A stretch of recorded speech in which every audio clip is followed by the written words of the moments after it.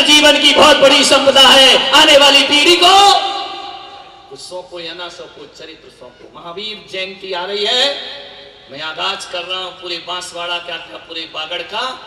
ऐसी महावीर जयंती इस बार की होना चाहिए कि केवल महावीर की जय जयकार नहीं, महावीर का आचरण भी हमारे जीवन में उतरना चाहिए। महावीर जैसा जीवन, महावीर जैसा समत्व, महावीर जैसा त्याग, महावीर जैसा आचरण, महावीर के वो संदेश हमारे जीवन में जरूर आना चाहिए।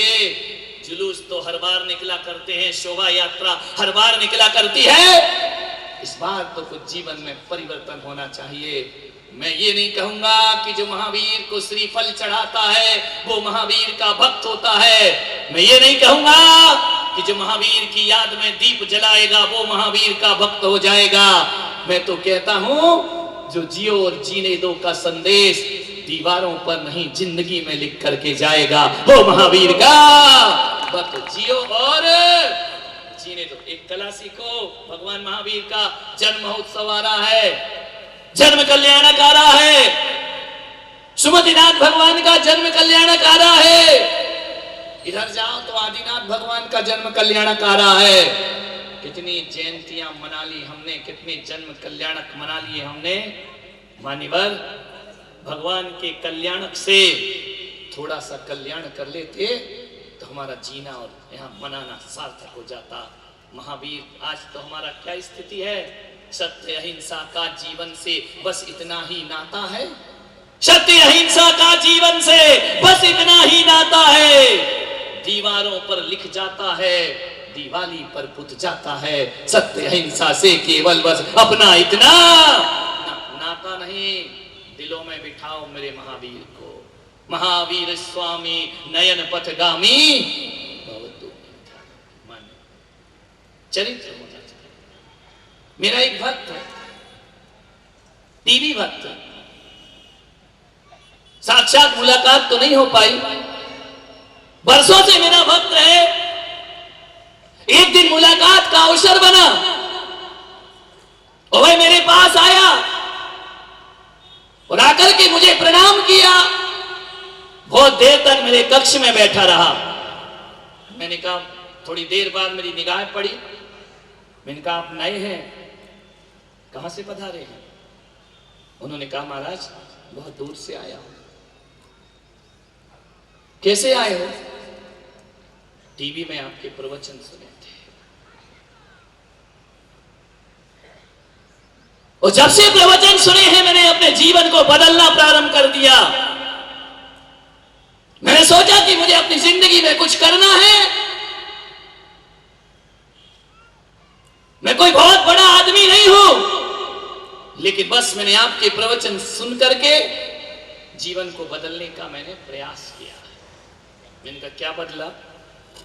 बोले, 5 साल हो गए आपका प्रवचन सुनते हुए, तो मैंने बस एक ही शिक्षा ली, बस एक ही सूत्र आपका मेरे जीवन में बहुत अच्छा कारगर सिद्ध हुआ कि आपने कहा कि फूलों का सार इत्र है और आदमी का सार उसका चरित्र है। और मैंने कहा, आज से मैं अपना चरित्र बदलने का प्रयास करूंगा, अपने आप को बदल के रहूंगा। दुनिया को नहीं बदलना है, अपने आप को बदलना है। महाराज, मैंने उस दिन से प्रण ले लिया, ईमानदारी का जीवन जीऊंगा, रात्रि में भोजन नहीं करूंगा, पानी छान करके पीऊंगा, देव दर्शन करूंगा, अपनी जिंदगी को बदलने का प्रयास करूंगा। महाराज, मैं कभी मंदिर भी नहीं जाता था, कभी पूजा नहीं, कभी पाठ नहीं, मैंने किसी मुनि को शीश नहीं झुकाया। आपके प्रवचन, वो भी अचानक, खाना खाते खाते देख लिए, मेरे हाथ का गिलास छूट गया कि ये संत क्या बोलता है। मैंने रोज उस दिन से पारस चैनल पर 7:20 पर आपके प्रवचन सुनना प्रारंभ कर दिया। मैं रोज प्रवचन सुनता हूं, हर चीज छोड़ सकता हूं, आपके प्रवचनों को छोड़ नहीं सकता हूं। मैंने कहा, इतनी तारीफ मत कर, तू मूल मुद्दे की बात कर। नहीं छोड़ सकता वो बात अलग है, ये बता तूने क्या सीखा?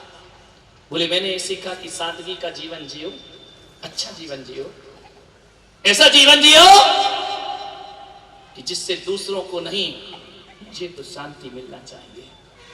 5 साल की साधना कर रहा हूं महाराज, मैंने नंबर 2 का काम बंद कर दिया, बेईमानी का काम बंद कर दिया, मैंने गलत लोगों की संगति छोड़ दी।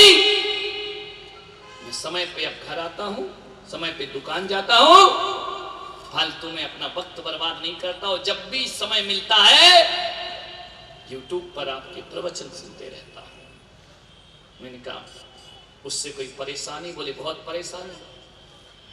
सबसे ज्यादा परेशानी तो पत्नी को हो गई। बोली क्या लगा रखा है तुमने? क्या करे आदमी, रोज मंदिर जाए तो परेशान, नहीं जाता है तो परेशान। पति मंदिर नहीं जाए तो महाराज मेरा पति मंदिर नहीं आता, आशीर्वाद दो। ज्यादा आने लगे तो बोले महाराज इसको थोड़ा रोको, ये आपकी साथ नहीं। करे क्या आदमी, सुधर जाए तो आपत है और नहीं सुधरे तो ज्यादा कोई रहने लगे। ये लड़के 2-4 यदि मेरे साथ घूमने लगे ना, रात दिन यहीं रहने लगे, मोहल्ला चिल्लाने लगता क्यों रे महाराज बनेगा क्या? अरे कमाल हो गई यार, साथ में रहे तो महाराज ही बनेगा, ये कोई बात है क्या? विचार करिए, सोचिए, ये तो साधु बनेगा, ये तो महाराज बनेगा। उसका जीना हराम, उसके माँ बाप के कान भरेंगे, मत भेजा का ले जाएंगे। अरे बाप रे, दुनिया बड़ी अजीब है भाई, ना हंसने देती है और ना रोने देती है। ज्यादा सुधर जाओ तो आफत है और नहीं सुधरो। बोले महाराज पत्नी को 6 महीने बहुत परेशानी हुई। पत्नी ने कहा कि देखो ज्यादा प्रवचन मत सुनो। बोले क्या दिक्कत है? बोले ऐसा ना हो कि तुम महाराज के साथ निकल लो। बोले नहीं, ऐसे तो मैं जाऊंगा नहीं, लेकिन मैंने जिंदगी को बदलने का प्रयास किया है। 5 साल हो गए महाराज, मैं सादगी का और एक अच्छा जीवन जीता हूं। मैंने कहा दुकान में कोई दिक्कत? तो बोले पहले कम चलती थी, जब से जिंदगी सुधारी है रात दिन मेरे पास टाइम नहीं है, लेकिन मेरा एक ही उद्देश्य है कि शाम को 6 बजते ही मैं घर आ जाता हूं, उसके बाद मैं धंधा नहीं करता हूं। जो पहले दिन भर बैठता था, 9-9, 10-10 बजे रात तक बैठता था, आज 2 घंटे में मेरी दुकान चल जाती है। पहले दिन भर बैठता था तो 4 लोग नहीं आते थे, और आज दुकान लेट खोलो तो 4 लोग दुकान के सामने माल लेने के लिए खड़े हो जाया करते हैं। ये मैंने धर्म का प्रभाव देखा है, ये मैंने अपना जीवन देखा है। धर्मात्माओं का जीवन ऐसे ही होता है। जो जोड़ जोड़ के मरते हैं कंजूसी से, वो जिंदगी भर कंगाल ही रहा करते हैं। और जो दोनों हाथ लुटाते हैं, एक नहीं 4-4, 3-3 पंच कल्याणक भी हो जाए तो बांसवाड़ा की समाज फिर से एक चौमासा कराने को तैयार हो जाए। मैंने कहा बोले महाराज चतुर्मास करो। कल सब बैठे थे, सुरेश जी सभी लोग बैठे थे, चतुर्मास करो, महावीर भाई बैठे थे, चौमासा करो। मैंने कहा यार तुम खाली हो गए हो, बाहुबली में प्रतिष्ठा, मोहन कॉलोनी में प्रतिष्ठा, तुम खाली हो गए, मेरा खर्चे वाला चौमासा कैसे कराओगे? बोली महाराज जब से आपका चतुर्मास हुआ है 2010 में, तब से हम देख रहे हैं बांसवाड़ा में बड़े बड़े कार्यक्रमों में पैसों की कोई कमी आती नहीं है। दोनों हाथ लीचते हैं, भंडार हमारा फिर भरा का भरा रह जाता है। ध्यान रखिए। अशोक जी बोला लुटाते जाओ लौटते आएगा। अभी की है बहुत बड़ी चर्चा सुनी मैंने कि मोहन कॉलोनी की प्रतिष्ठा, नंबर 1 प्रतिष्ठा, और ये कहा ऐसा लग रहा था कि जैसे साक्षात कुबेर ने आकर अयोध्या नगरी की रचना कर दी हो। इतनी सुंदर उन्होंने व्यवस्थाएं दी हैं, मानने वाली। सोचिए, विचार करिए। लुटाओ, अपना धर्म लुटाने का है, अपना धर्म लूटने वाला नहीं है। बोले महाराज जब से मैंने धर्म किया जीवन में बहुत बहार आई। यार दोस्तों की नजरों में मैं बेवकूफ कहलाया। उन्होंने कहा कहां धर्म अरम में लग गया पागल, दुनिया चांद पर पहुंच गई, तू कहां अटका है पुलक सागर में। ध्यान रखना, एक बात याद रखना, विज्ञान मंगल में जीवन ढूंढ रहा है, विज्ञान मंगल में जीवन ढूंढ रहा है, और मैं पुलक सागर मंगल में जीवन नहीं ढूंढ रहा, जीवन में मंगल तलाश रहा हूं। यदि जीवन में मंगल आ जाए तो फिर किसी मंगल ग्रह में जाने की जरूरत। जीवन को मंगलमय बना लो, जीवन को आनंदमय बना लो, जीवन को ऐसा बना लो, धर्ममय बना लो, जीवन खुशहाल हो जाएगा। महाराज मैं बहुत कुछ तो नहीं कर पाया, लेकिन आज एक घटना घटी मेरे घर में। बस वो घटना घटी कि मुझे चैन नहीं पड़ा, और मैंने कहा जिस संत को मैंने टीवी में देखा है उसे एक बार जाकर के साक्षात जरूर देखूंगा। आया मेरे पास, बोले मेरे जीवन में एक ऐसी घटना घटी कि मेरी बेटी 24 साल की हो गई।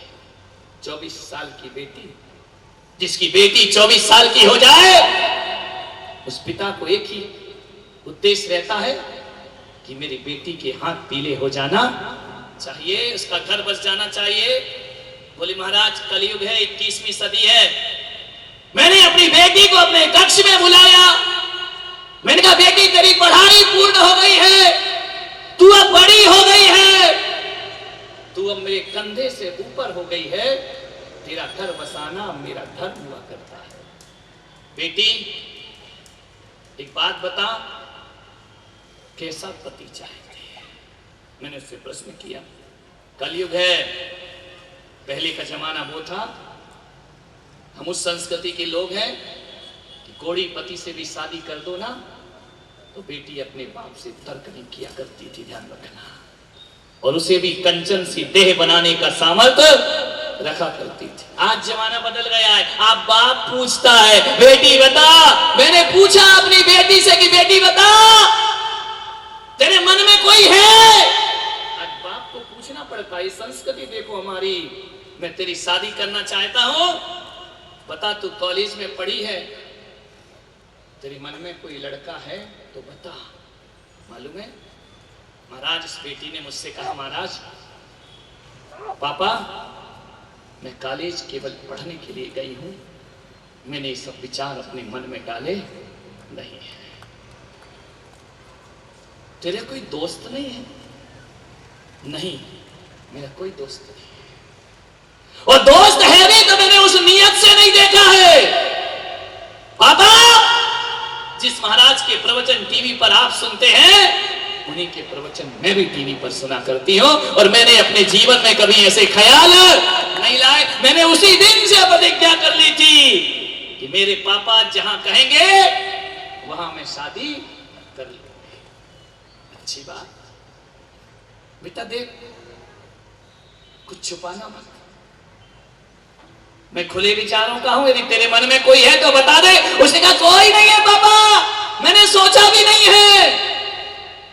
हाँ जी, उत्तर सुनने को अच्छे अच्छे घरों में बाप के कान तरसते हैं, वरना बच्चे तो यही कहते हैं कि आशीर्वाद दे देना, और कभी कभी तो सब कुछ हो जाता है उसके बाद आशीर्वाद चाहते हैं, और देना हो तो दो, नहीं देना तो मत दो। ध्यान, ये हालात हो गए घरों के, ये संस्कृति, ये सभ्यताएं कहां जा रही है हमारी। मान्यवर एक पीड़ा व्यक्त कर रहा हूं। उस लड़की ने कहा कि पापा जिससे आप शादी कर दो मैं उससे कर दूं। बेटा सच बोल रही है पापा, आपको अपनी बेटी पर विश्वास नहीं है तो बेटा मैं आज से तेरे लिए वर ढूंढना शुरू करूं? निसंकोच करो पापा। एक बात बता दे बेटा, बिजनेसमैन चाहिए या सर्विस क्लास चाहिए? बोले पापा मैंने ये भी नहीं सोचा है कि मुझे बिजनेसमैन चाहिए या सर्विस क्लास चाहिए। अरे बेटा कुछ तो बता। मैंने मान लिया कि तू मेरी इच्छा से विवाह करेगी, लेकिन एक बात बता दे बेटा कि तू कैसा पति चाहती है, व्यापारी या नौकरी वाला? बोले मैंने ये सोचा, सीए, एमबीए, इंजीनियर, डॉक्टर, कैसा पति चाहिए? बोले ये भी नहीं सोचा मैंने। बेटा यदि बता दे अपनी इच्छा तो मुझे तेरे लिए वर ढूंढने में सहूलियत होगी, आसानी से मैं तेरे लिए लड़का ढूंढ सकूंगा। तेरे मन में ये बात नहीं रहना चाहिए कि मेरे पापा ने मेरी इच्छा के अनुसार विवाह नहीं किया। उस लड़की ने कहा नहीं पापा, मैंने कुछ भी नहीं सोचा है कि मुझे किस लड़के से शादी करना है। बोले बेटा कुछ तो बता, गोरा, काला, सुंदर, खूबसूरत, अमीर, गरीब, सामान्य? बोले ये भी नहीं सोचा मैंने। बेटा तूने शादी के बारे में नहीं सोचा क्या? शादी शादी के बारे में सोचा कि मेरी शादी मेरे पापा जरूर करेंगे। बेटा इतना बता दे कि तू कैसा लड़का चाहती है। लड़की ने कहा कि पापा यदि बार बार कह रहे हो कैसा लड़का चाहती हूँ तो सुनो मैं बताती हूँ मुझे कैसा लड़का चाहिए। मुझे ऐसा लड़का चाहिए, मुझे ऐसे लड़के से शादी करना है। अमीर गरीब का मेरे दिल में कोई ख्याल नहीं है, सुंदर और बदसूरत का मेरे दिल में कोई ख्याल नहीं है। काला भी चलेगा, गोरा भी चलेगा, जो भी हो, अमीर हो तो भी चलेगा, गरीब हो तो भी चलेगा, लेकिन पापा मैं ऐसे लड़के से शादी करना चाहती हूँ जिसका व्यवहार, जिसका आचरण, जिसका स्वभाव मेरे पापा के जैसा हो। वैसे लड़के से मैं शादी करना चाहती हूँ। मेरे पापा जैसा नेचर चाहिए, मेरे पापा जैसे सादगी वाला बच्चा चाहिए। ऐसा लड़के से मेरी शादी करना जो आपके जैसा ईमानदार हो, आपके जैसा आचरणवान हो, आपके जैसा सहनशील हो। ऐसा पति यदि गरीब भी होगा तो आपकी बेटी उसे स्वीकार करने को तैयार हो जाती। मान्यवर, उस आदमी की आंखों में आंसू आ गए। वह मुझे बताते बताते रोने लगा। उसने कहा कि महाराज आज मैं बहुत खुश हूं। मैंने कहा खुश होने के बाद आंसू क्यों आ रहे हैं आंख में? बोली आंसू रोने के दुख के नहीं, ये गर्व के आंसू हैं। आज मैं बहुत खुश हूं महाराज। मैंने कहा किस बात से खुश है? बोले इस बात से खुश हूं कि मैं दुनिया की नजरों में आदर्श बना या ना बना, अपनी बेटी की नजरों में आदर्श जरूर बन गया।